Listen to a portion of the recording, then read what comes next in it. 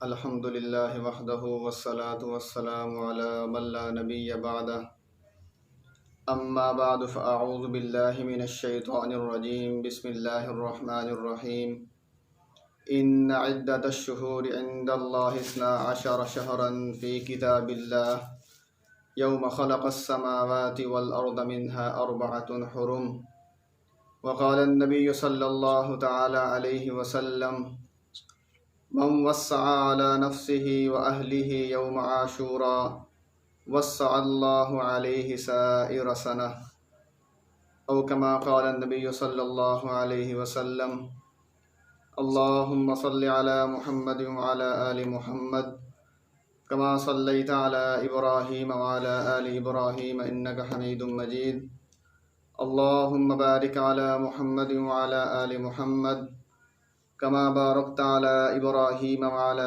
آل إبراهيم إنك حميد مجيد۔ محرم الحرام کے حوالے سے جو تفصیلات تھی، جو فضائل تھے، نبی اکرم صلی اللہ علیہ وسلم نے وہ تفصیلاً بیان فرما دیے۔ یہاں پر میں محرم الحرام کے حوالے سے 2-3 باتیں عرض کروں گا۔ نمبر 1 کہ محرم الحرام کی فضیلت اس امت میں کسی واقعے کے ساتھ خاص نہیں، جیسا کہ عوام الناس میں مشہور ہے کہ محرم الحرام کی یہ فضیلت حضرت سیدنا حسین رضی اللہ تعالی عنہ کی شہادت کے ساتھ خاص ہے۔ یہ جو بات عوام میں مشہور ہے یہ بالکل غلط ہے۔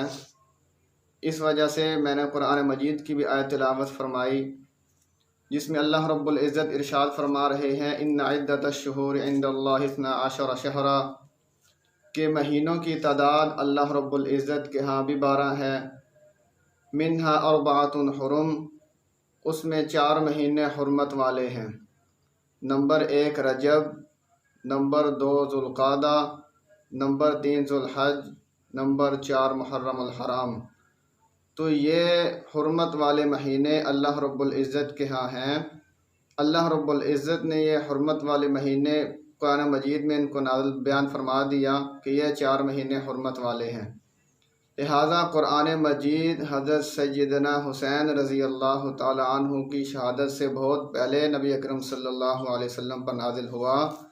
تو اس سے معلوم ہوا کہ محرم الحرام کی جو فضیلت ہے اس کا حضرت سیدنا حسین رضی اللہ تعالی عنہ کے واقعے کے ساتھ کوئی تعلق نہیں۔ اور دوسری بات میں یہ عرض کرنا چاہوں گا کہ عاشورہ کو عاشورہ کیوں کہتے ہیں؟ عاشورہ یہ محرم الحرام کے 10ویں تاریخ کو عاشورہ کہا جاتا ہے۔ عربی میں گنتی کی جو تعداد ہے وہ کچھ یوں ہے: 1 کو واحد، 2 کو اثنان، 3 کو ثلاثہ، 4 کو اربع، 5 کو خمسہ، 6 کو ستہ، 7 کو سبعہ، 8 کو ثمانیہ، 9 کو تسعہ اور 10 کو عشرہ کہا جاتا ہے۔ تو اس وجہ سے یہ محرم الحرام کے 10ویں تاریخ کو بھی عاشورہ کہا جاتا ہے۔ اب عاشورہ کی وجہ تسمیہ کیا ہے؟ عاشورہ کی اتنی فضیلت کیوں ہے؟ اس وجہ سے کہ اللہ رب العزت نے اس عاشورہ کے دن 10 محرم الحرام کو بہت سارے انبیاء پر بہت سارے انعامات نازل فرمائے۔ نمبر 1 حضرت آدم علیہ السلام نے جب بھول کر اس درخت کا پھل کھا لیا تھا تو بعد میں شرمندگی ہوئی، اپنی غلطی پر نادم ہوئے، تو اللہ رب العزت سے ان الفاظ میں توبہ کی: ربنا ظلمنا انفسنا وان لم تغفر لنا وترحمنا لنکونن من الخاسرین۔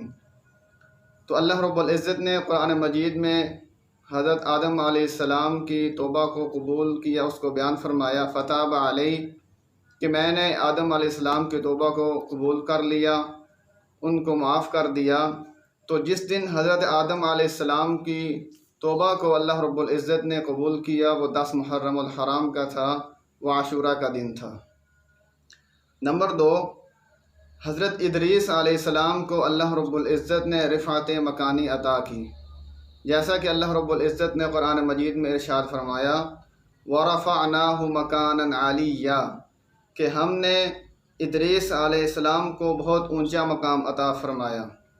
اور اس کی تفسیر بہت سارے مفسرین یہ بھی کرتے ہیں کہ جس طرح اللہ رب العزت نے عیسیٰ علیہ نبینا علیہ السلام کو آسمانوں پر زندہ اٹھا لیا تھا، اسی طرح اللہ رب العزت نے حضرت ادریس علیہ السلام کو بھی آسمان پر اٹھا لیا تھا۔ نمبر 3، قوم نوح نے جب حضرت نوح علیہ السلام کی تکذیب کی تو اس پر اللہ رب العزت نے عذاب نازل فرمایا۔ حضرت نوح علیہ السلام اور ان کے متبعین کشتی میں سوار ہو گئے، تو جس دن کشتی جودی پہاڑ پر رکی وہ بھی 10 محرم الحرام کا دن تھا۔ نمبر 4، حضرت ابراہیم علیہ نبینا علیہ السلام 10 محرم الحرام کو پیدا ہوئے، اور 10 محرم الحرام کو ہی اللہ رب العزت نے ان کو نبوت عطا فرمائی۔ یہی دن تھا جب آپ نے نمرود کے شاہی مندر میں جا کر اس کے تمام بتوں کو توڑ دیا، تو نمرود نے اس کے بدلے میں آپ کو ایک بھڑکتی ہوئی آگ میں داخل کر دیا، تو اللہ رب العزت نے اس آگ کو ٹھنڈی اور سلامتی والی بنا دی، جیسا کہ اللہ رب العزت نے قرآن مجید میں ارشاد فرمایا یا نار کونی بردًا وسلاما علی ابراہیم۔ نمبر 5، مشہور ہے کہ حضرت داؤد علیہ السلام کی توبہ اسی دن قبول ہوئی، جس کا ذکر سورۃ الصاد میں موجود ہے۔ نمبر 6، حضرت سلیمان علیہ السلام کے ہاتھوں سے بادشاہت نکل چکی تھی، تو انہوں نے اپنے رب کے حضور میں مغفرت کی درخواست کی، تو ہم نے انہیں بھی معاف کر دیا اور توبہ کو قبول کیا، اور حضرت سلیمان علیہ السلام کو وہ بادشاہت عطا کی جو نہ پہلے کسی کو عطا کی اور نہ ہی ان کے بعد کسی کو عطا کی۔ نمبر 7، حضرت ایوب علیٰ نبینا علیہ السلام کے جسم اطہر پر آبلے پڑ گئے تھے، بڑے زخم ہو گئے تھے، لیکن حضرت ایوب علیہ السلام نے اس پر صبر کیا، تو اللہ رب العزت نے ان کی دعا کو قبول کیا۔ وہ دعا یہ ہے رب انی مسنی الضر وانت ارحم الراحمین۔ نمبر 8، عاشورہ کے دن حضرت موسیٰ علیہ نبینا علیہ السلام نے دریائے نیل کو پار کیا، اور اللہ رب العزت نے فرعون اور اس کے لشکر سے حضرت موسیٰ علیہ السلام اور ان کے جو ساتھی تھے ان کو نجات عطا فرمائی۔ نمبر 9، 10 محرم الحرام کو ہی اللہ رب العزت نے حضرت یونس علیہ السلام کو اپنی رحمت سے مچھلی کے پیٹ سے زندہ نکالا اور فرمایا فَنَبَذْنَاهُ بِالْعَرَاءِ وَهُوَ سَقِيمٌ۔ نمبر 10، جب حضرت عیسیٰ علیہ السلام کو یہودیوں نے سولی پر چڑھانے کا ارادہ کیا، جیسا کہ اللہ رب العزت نے فرمایا تھا اے عیسیٰ میں تجھے آسمان پر اٹھا لوں گا اور کافروں کے حربے سے پاک رکھوں گا، تو یہ 10 محرم الحرام کا دن تھا جب اللہ رب العزت نے حضرت عیسیٰ علیہ السلام کو زندہ آسمانوں پر اٹھا لیا تھا۔